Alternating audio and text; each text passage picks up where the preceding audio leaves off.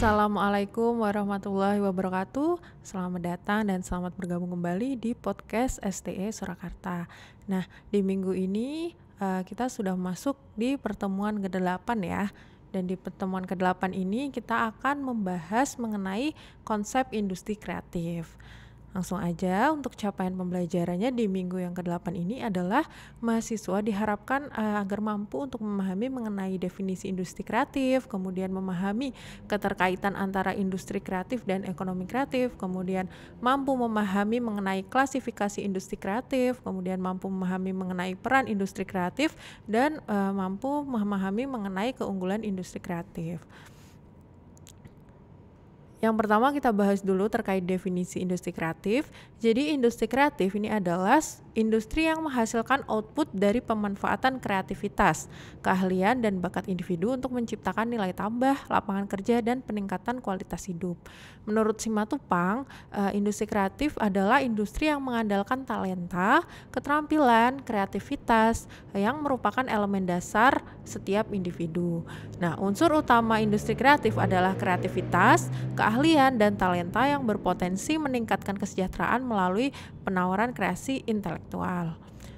Pengertian lainnya juga diungkapkan oleh UNCTID dan UNDP bahwa mengatakan bahwa industri kreatif dapat didefinisikan sebagai yang pertama siklus kreasi, produksi serta distribusi barang dan jasa yang menggunakan kreativitas dan modal intelektual sebagai input utama. Industri kreatif terdiri dari seperangkat pengetahuan berbasis aktivitas yang menghasilkan barang-barang real dan intelektual non-real atau jasa-jasa artistik yang memiliki keunggulan kreatif atau memiliki kandungan kreatif ya, maksud saya nilai-nilai ekonomi dan objek pasar. Nah, industri kreatif ini tersusun dari suatu bidang heterogen yang saling mempengaruhi dari kegiatan-kegiatan kreatif yang bervariasi, yang tersusun dari seni kerajinan tradisional, kemudian penerbitan, publikasi, musik, visual, dan pembentukan seni sampai dengan penggunaan teknologi yang intensif dan jasa-jasa yang berbasis kelompok seperti film, televisi, radio, serta media-media lainnya. Nah, keterkaitan antara industri kreatif dan ekonomi kreatif. Jadi di awal dulu kan di pertemuan ketiga kita sudah pernah membahas ya bahwa industri kreatif ini merupakan inti atau jantung dari ekonomi kreatif. Jadi industri kreatif ini merupakan bagian atau subsistem dari ekonomi kreatif yang terdiri dari core kreatif industri, forward dan backward linkage kreatif industri. Nah, kita bahas satu-satu. Kalau core kreatif industri ini adalah industri kreatif yang penciptaan nilai tambah utamanya adalah pemanfaatan kreativitas orang kreatif. Nah, dalam proses penciptaan nilai tambah ini, core kreatif industri itu membutuhkan output dari industri lainnya sebagai input dan dapat memberikan output yang menjadi input bagi industri lainnya. Nah, jadi backward linkage kreatif industri ini adalah industri yang menjadi input bagi core kreatif industri, dan forward linkage kreatif industri itu merupakan output dari core kreatif industri yang juga dapat menjadi input bagi industri-industri lainnya, seperti itu. Nah, kemudian klasifikasi industri kreatif. Yang pertama ada menurut DCMS model ya. Jadi industri kreatif itu terdiri dari perikanan, arsitektur, kemudian seni dan pasar antik, kemudian kerajinan, desain, fashion, film dan video, musik, seni, kemudian penerbitan, kemudian software, televisi dan radio, serta video dan komputer game. Nah, kemudian menurut symbolic text model ini industri kreatif terdiri dari core cultural industry, peripheral cultural industry, dan borderline cultural industry. Ya, yang pertama core cultural industry ini terdiri dari perikanan, film, internet, musik, kemudian penerbitan, televisi dan radio, dan video dan komputer game. Kemudian untuk peripheral cultural industri ini adalah creative arts, dan borderline cultural industries ini terdiri dari customer elektronik, kemudian fashion, software, dan juga sport. Nah, kemudian menurut concentric circle model ini terdiri dari 4 ya, ada creative arts itu meliputi literatur, musik, performing arts, dan visual arts. Kemudian other core cultural industries ini terdiri dari film, museum, dan perpustakaan ya, libraries. Nah, kemudian ada wider cultural industries, ini terdiri dari heritage service, kemudian penerbitan, sound recording, televisi dan radio, video, dan computer game. Dan juga ada related industry yang terdiri dari periklanan, arsitektur, desain, dan juga fashion. Nah, kemudian menurut WIPO copyright model ini terdiri dari core copyright yang terdiri dari industri, advertising, kemudian collecting societies, kemudian film dan video, musik, performing, dan lain-lain ya. Ini bisa nanti dilihat di PPT ya. Dan juga ada dari UNESCO Institute for Statistics Model.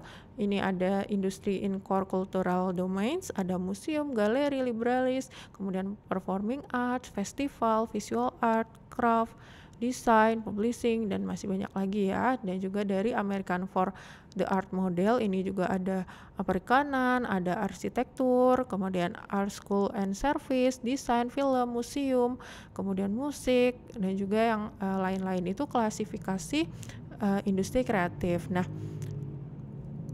menurut UNCTID ini industri kreatif juga dikategorikan ke dalam beberapa klasifikasi ya. Yang pertama ada heritage, ini yang terdiri atas ekspresi budaya tradisional yang meliputi seni kerajinan, festival, dan perayaan serta pertunjukan. Nah, kemudian seni atau art ya yang terdiri atas seni visual, yaitu lukisan, patung, fotografi, dan juga barang-barang antik. Kemudian ada media, itu terdiri atas percetakan, kemudian dan media penerbitan yang meliputi buku-buku, surat kabar, publikasi, dan lain-lain. Nah, kemudian ada juga audiovisual yang terdiri dari film, televisi, radio, dan juga siaran lainnya. Kemudian yang terakhir ada kreasi fungsional, ini yang terdiri atas desain, media baru, kemudian jasa-jasa kreatif meliputi arsitektur, periklanan, riset, dan pengembangan di kreatif digital, dan lain-lain.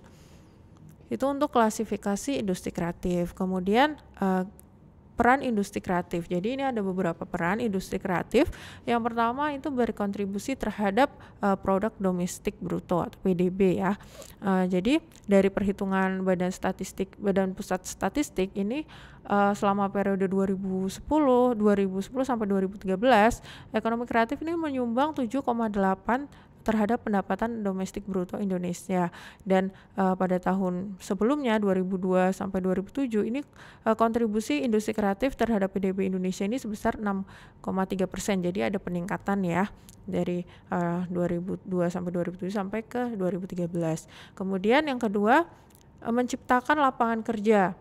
Jadi dari perhitungan Badan Pusat Statistik, industri kreatif ini berkontribusi sebesar 10,72% terhadap total penyerapan tenaga kerja dalam perekonomian Indonesia tahun 2013. Nah, kemudian yang ketiga ada mempertinggi ekspor. Jadi kontribusi industri kreatif terhadap ekspor Indonesia tahun 2006 itu sebesar 9,13%. Nah, pada tahun 2016 nilai ekspor Indonesia ini mencapai 9,99 US dollar ya. Nah, kemudian yang keempat ada meningkatkan iklim bisnis. Jadi industri kreatif ini dapat dimanfaatkan sebagai perangsang investasi, yaitu dengan membangun misalnya dengan membangun kota-kota kreatif yang diikuti oleh pengembangan infrastruktur, komunikasi, dan informasi yang mempermudah akses, kemudian yang mana lalu mendatangkan para investor. Nah, kemudian yang kelima ada menciptakan lapangan usaha. Jadi total jumlah usaha di Indonesia yang bergerak dalam industri kreatif itu sangat besar ya, dan sebagian besar adalah UKM, di mana pada tahun 2013 ini mencapai 5,4 juta dan merupakan lapangan usaha terbesar ketiga di Indonesia. Nah, kemudian yang keenam ada dampak terhadap sektor lain. Jadi sektor-sektor industri kreatif itu saling terkait ya dengan sektor satu sama lain, baik ke baik ke belakang seperti backward linkage sebagai pemasok ya, maupun ke depan atau forward linkage yang menyerap industri kreatif sebagai input. Nah, jadi sektor-sektor dalam industri kreatif itu saling berkaitan dan saling memberi dampak terhadap sektor lainnya. Nah, kemudian dampak terhadap aspek sosial. Jadi misalnya terhadap peningkatan toleransi sosial, kemudian meningkatkan citra dan identitas bangsa. Nah, kemudian yang terakhir ada berdampak terhadap pelestarian budaya. Misalnya jadi industri kreatif itu berperan dalam membangun budaya, kemudian warisan budaya dan juga nilai-nilai lokal. Nah, kemudian keunggulan industri kreatif, yang pertama kebutuhan terhadap modal uang dan material relatif lebih kecil, karena kan kalau di industri kreatif itu yang modal utama atau sumber utamanya adalah ide dan pengetahuan gitu yang memunculkan kreativitas. Jadi bukan tidak butuh modal, butuh tapi relatif lebih kecil. Nah, kemudian fleksibel terhadap perubahan sehingga lebih tahan terhadap goncangan eksternal. Karena tadi kan aset utamanya adalah ide dan juga pengetahuan ya, yang mana itu kalau semakin digali itu tidak akan habis, tapi justru malah semakin meningkat gitu ya idenya. Jadi itu lebih tahan terhadap goncangan eksternal. Nah, kelincahan dalam bermain terutama dalam distribusi dan pemasaran, karena kan industri kreatif, pelaku di industri kreatif itu juga diharapkan dapat mudah bisa beradaptasi dengan kemajuan teknologi ya. Jadi bisa lebih lincah gitu dalam bermain, bisa lebih menyesuaikan diri terhadap perubahan atau kemajuan teknologi seperti itu. Nah, itu untuk materi kita di minggu yang ke-8 ini. Apabila ada yang belum jelas nanti boleh ditanyakan ya, Bu ya, baik di LMS atau di Google Classroom dan juga di Zoom, nanti boleh ditanyakan apabila belum jelas. Gitu ya teman-teman, terima kasih atas perhatiannya. Mohon maaf apabila ada salah-salah kata. Wassalamualaikum warahmatullahi wabarakatuh.